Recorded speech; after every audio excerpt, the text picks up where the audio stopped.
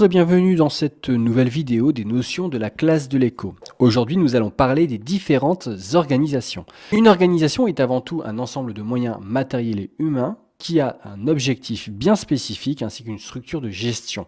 C'est donc une entité structurée qui suit un objectif ou une mission.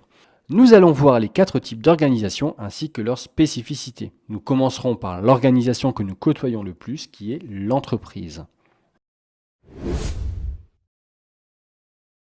Les entreprises achètent ou produisent des biens et des services qu'elles vendent à des clients dans le but de réaliser un bénéfice. Le but est donc de générer un profit et donc nous l'avons déjà vu, d'avoir une production marchande. On classe les entreprises de différentes manières. Par secteur d'activité, nous l'avons déjà vu, primaire, secondaire, tertiaire, par secteur professionnel aussi, ou selon leur forme juridique. Nous allons en reparler juste après. On peut aussi les classer selon le chiffre d'affaires ou le bénéfice. Mais nous allons surtout parler du classement par taille d'entreprise. Il faut donc comprendre les appellations suivantes. Les très petites entreprises, TPE, c'est là où se trouvent moins de 10 salariés. On a aussi les PME ou PMI, qui veut dire petite moyenne entreprise ou petite moyenne industrie. Il y a entre 10 et 250 salariés dans une PME ou PMI. ETI, qui veut dire entreprise de taille intermédiaire, donc il y a entre 250 et moins de 5000 salariés. Et enfin, GE, qui veut dire grandes entreprises à partir de 5000 salariés. Il existe 2 types d'entreprises, l'entreprise publique et l'entreprise privée. Dans la section des entreprises privées, on distingue donc 2 catégories de structures, les entreprises et les sociétés. S'il n'y a qu'un seul propriétaire, alors on parle d'entreprise individuelle ou auto-entrepreneur. Il s'agit donc d'une personne physique qui est son propre patron. Si c'est un groupe de personnes qui est actionnaire, alors on parle de société. Un actionnaire est une personne qui détient des parts d'une société, c'est-à-dire qu'elle est propriétaire d'un certain pourcentage de la société. Si cette personne détient plus de 50% de la société, alors elle est actionnaire majoritaire et donc elle a le contrôle décisionnaire de cette entreprise. Un actionnaire investit dans une société afin d'avoir un retour sur investissement, soit sous forme de plus-value, c'est-à-dire que la valeur de l'entreprise augmente grâce à la croissance, ou alors sous forme de dividende, c'est-à-dire un revenu grâce aux bénéfices de l'entreprise. Il existe plusieurs formes juridiques comme la SARL, la SAS, la SASU, etc., etc. Chaque forme juridique a ses propres avantages ou inconvénients en termes de fiscalité ou sur la gestion et la gouvernance de la société. Cela permet d'avoir plus de flexibilité, c'est-à-dire plus de souplesse quand on crée ou on reprend une société. Donc si l'entreprise, et là je parle de micro-entreprise ou auto-entreprise, est une personne physique, la société quant à elle est une personne morale. Cela signifie qu'elle a une entité juridique distincte de ses propriétaires ou associés. En tant que personne morale, une société a des droits et des obligations légaux similaires à ceux d'une personne physique. Par exemple, conclure des contrats, posséder des biens, interner des actions en justice, être responsable de ses dettes, etc., etc. Dans le secteur public, on parle d'entreprise publique même s'il s'agit de société. Une entreprise publique est donc une entreprise dont l'État détient la majorité des actions, donc elle est actionnaire majoritaire, par exemple la Poste, la SNCF ou EDF sont des entreprises publiques. L'État peut aussi être actionnaire minoritaire d'entreprises privées, le but d'être actionnaire même minoritaire est multiple. Premièrement, certaines entreprises opèrent dans des secteurs stratégiques pour l'économie nationale, comme l'énergie, les transports ou les télécommunications.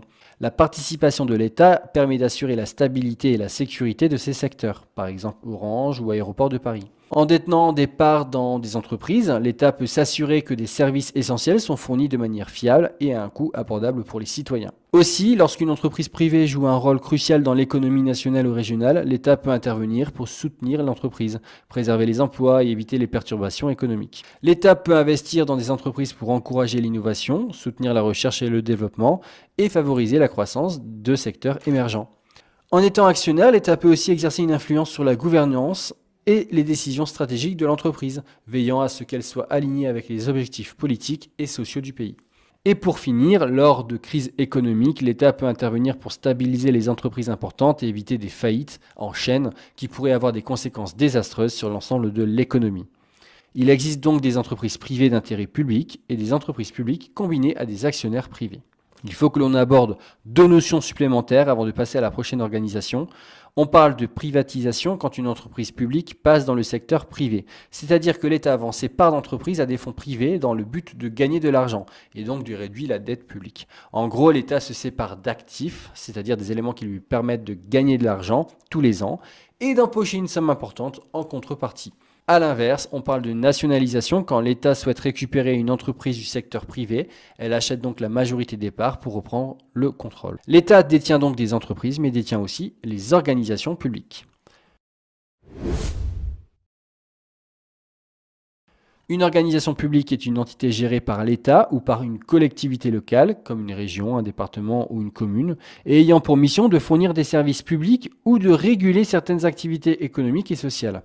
Ces organisations sont financées par les recettes publiques, comme les impôts, et ont pour objectif principal de servir l'intérêt général plutôt que de réaliser des profits. Donc vous l'aurez compris, il s'agit dans ce type d'organisation de production non marchande. Bien entendu, l'argent n'est pas magique et l'État récupère ses dépenses via les impôts et les taxes. Il s'agit donc de prélever à la population des taxes et impôts afin de redistribuer cet argent sous forme financière ou non financière, comme l'accès aux services publics. Le but étant de permettre un accès égalitaire à ces services. Mais nous en reparlerons dans une prochaine vidéo sur la redistribution de la richesse. Nous allons voir une organisation qui se développe dans le pays mais qui reste encore peu connue. Il s'agit donc de l'économie sociale et solidaire. L'économie sociale et solidaire, ESS, a comme objectif principal de répondre à des besoins sociaux, environnementaux ou culturels. Les bénéfices dans l'ESS sont réinjectés directement dans l'organisation dans un fonds de réserve. Il n'y a donc pas de retour à l'actionnaire. La gestion d'une ESS est participative et démocratique. Une personne égale une voix, peu importe le capital investi. Par exemple, si vous avez 25% des parts dans une entreprise privée et que vous êtes 6, vous êtes donc propriétaire à 25% et vous représentez l'entreprise à 25%. Dans le cas d'une ESS, si vous êtes propriétaire à 25% du capital investi et que vous êtes toujours 6, on reprend les mêmes exemples, alors vous serez décisionnaire à 1/6 et non 25%. Généralement, les salariés sont actionnaires dans une ESS, donc ils sont aussi décisionnaires des directives de l'entreprise au même titre qu'un gros investisseur. Cela les responsabilise et donc ils sont plus investis dans l'entreprise. Dans l'ESS, il est possible de combiner plusieurs financements, publics, privés ou fonds bénévoles. Il existe 4 catégories dans une ESS. Tout d'abord, il y a le mutuel. Elles remboursent tout ou partie des frais qui ne sont pas financés par la sécurité sociale. Elles permettent donc de compléter les remboursements de l'assurance maladie. Il faut savoir que l'adhésion est obligatoire dans le secteur privé depuis 2016 et l'employeur doit financer au moins 50% de la cotisation. Ensuite, nous avons les associations. Les associations recherchent uniquement la satisfaction de leurs adhérents. Elles peuvent jouer un rôle crucial dans la société grâce aux dons et aux subventions. Dans le même esprit, nous avons les organisations non gouvernementales, les ONG. Ce sont des associations à portée internationale ou nationale. Elles cherchent à répondre à des problématiques plus globales et à plus grande échelle. Par exemple, Action contre la faim, les Restos du Cœur, etc. Et pour finir, il y a les sociétés coopératives et participatives, les SCOP. Ce sont des sociétés civiles ou des sociétés commerciales. Elles fabriquent des biens et des services. Les salariés possèdent une part de l'entreprise et donc ils ont un pouvoir de décision. Il nous reste une organisation à voir et il s'agit donc des organisations professionnelles.